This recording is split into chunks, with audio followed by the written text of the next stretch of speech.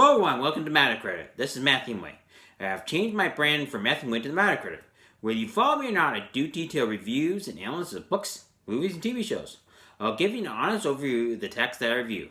I'm more than qualified to do this. I have a Bachelor of Arts degree in English from UNC Charlotte and a 4th black belt Taekwondo. This makes me qualified to do this.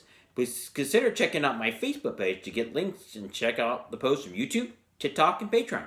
Hope this episode inspires you to read, watch, and learn. In this episode of Metacritic, I'll be reviewing and analyzing Star Wars Andor Season 1, Episode 9 that's currently on Disney Plus, done by Lucasfilm. I'll go over several topics in this episode. I'll give you my rating at the end of this episode. The name of this episode is Nobody's Listening. Now on with the view. This episode begins with where the last one left off. Bix is in the machine that had Pac in it, and they are going to torture her with the device. The device is designed to read her mind and get information from her. The device is no different than what Darth Vader used on Princess Leia to get the information for the secret rebel base in A New Hope. They want information about who the contact was and where Cassian Andor is. They hope to find out who Axis was, but not. As Bix tells Deidre Mirror, "You are ISB, the worst of the worst." They would have discovered that Cassian Andor was clean-shaven. That proves to ISB that the ones that pulled off the identity robbery were clean-shaven. They see that connection there.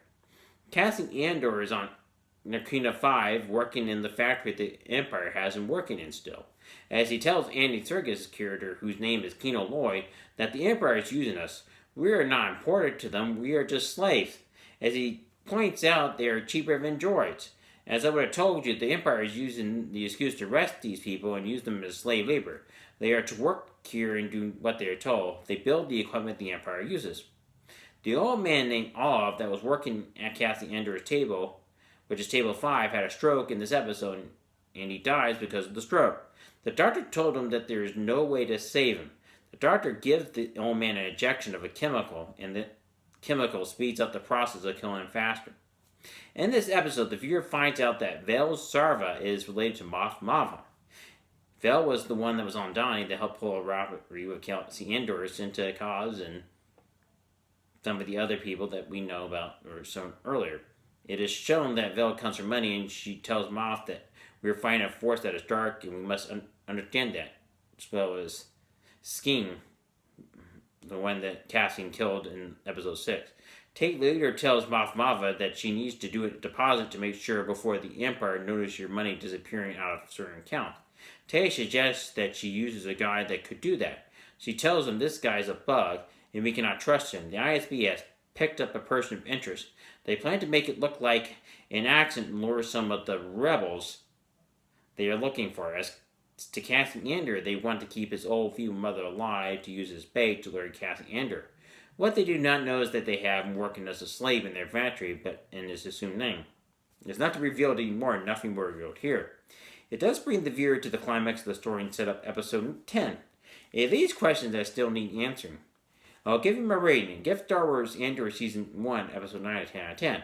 It was fun, but shows the viewer the reality of war. It shows how a corrupt government like the Empire wants to stay in power at all costs.